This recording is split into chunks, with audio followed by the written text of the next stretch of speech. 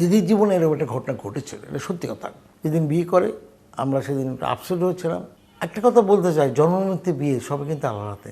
দিদি এরপরে কোনো ভুল করবে না, এটা দিয়ে আমাকে বলেছে, এবং আমার ধারণা দিদি এটাইতে থাকবে, সে কোনো ভুল করবে না। নাটকের শুটিংয়ে গেছে কি না, অথবা দিদির বার্থডে উইশ করতে করার জন্য গেছে কি না, এটা আমার কাছে অত্যন্ত পরিষ্কার। কারণ যাওয়ার আগে আমাকে দিদি ফোন করে বলছে যে আব্বু আমি যাবো। আলবিতে আমাকে আগেই বলেছে 25 তারিখে সে নেপাল যাবে। তো তারা গেছে, যাওয়ার আগে আমার মেয়ে আমাকে কল করেছে যে সে নেপাল যাচ্ছে শুটিংয়ে। কবে আসবে? 7 তারিখে আসবে।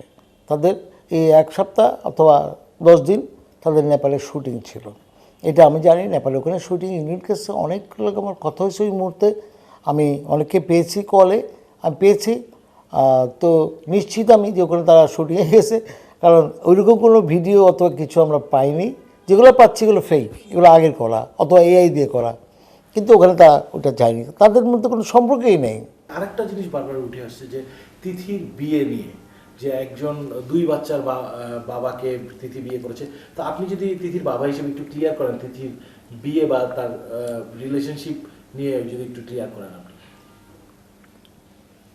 এটা আমি মিথ্যা বলবো না, সত্যি যেটা সত্যি তো বলবো। তো তিথির জীবনে এরকম একটা ঘটনা ঘটেছিল, এটা সত্যি কথা। তিথি করেছিল বিয়ে, একটা অনেকটা বলতে গেলে আমাদের অগোচরেই করেছে, আমাদেরকে জানিয়েছে। যেদিন বিয়ে করে আমরা সেদিন একটু আপসেট হয়েছিলাম, এবং প্রায় 6 মাস আমি এটা মেনে নিয়ে নিই। এটা যার সাথে হয়েছে সেও জানে, এবং সেও আমাকে এখন পর্যন্ত শ্রদ্ধা করে। শিয়া বাটার ও ভিটামিন সমৃদ্ধ লিলি বিউটি সোপ, তারুণ্যময় উজ্জ্বল ত্বকের জন্য। আমার ধারণা সে কি ম্যারিড ছিল? সে ম্যারিড ছিল, ডিভোর্সে ছিল। তার 2টো মেয়ে বাচ্চা আছে, একটা ছেলে একটা মেয়ে।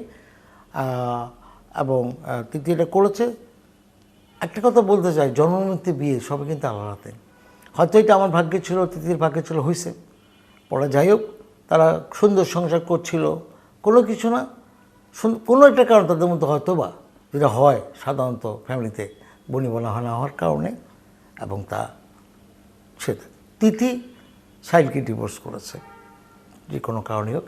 হয়তো তাদের মধ্যে হয় এরকম, আমাদের দেশে ডিভোর্স হয়, বিয়ে হয়, অনেক কিছু হয়, হতে পারে। তিথি এরপরে কোনো ভুল করবে না, এটা দিয়ে আমাকে বলেছে, এবং আমার ধারণা তিথি এটাইতে থাকবে, সে কোনো ভুল করবে না, করেনি এবং করবে না, এটা আমার বিশ্বাস দৃঢ়। আর যাকে বিয়ে করেছে সেও আমার দৃষ্টিতে সেও মিডিয়াতে একজন মানুষ, আমার লাগে তো খুব ভালো সম্পর্ক, এখন পর্যন্ত তার সাথে আমার ভালো সম্পর্ক, সুন্দর সম্পর্ক। কারণ যাই হোক, এখন এটা বলতে চাচ্ছি যে আসলে মানুষের জীবনে কখন কী হয়, আমি কি জানতাম ঘুম থেকে উঠে আমি এরকম একটা নিউজ শুনবো, এবং সেই নিউজটা শুনে আমার মেয়ের উপরে এসে পড়বে, আমি কি জানতাম না। সো এখন কার জীবনে কী হবে আমরা কেউ বলতে পারি না।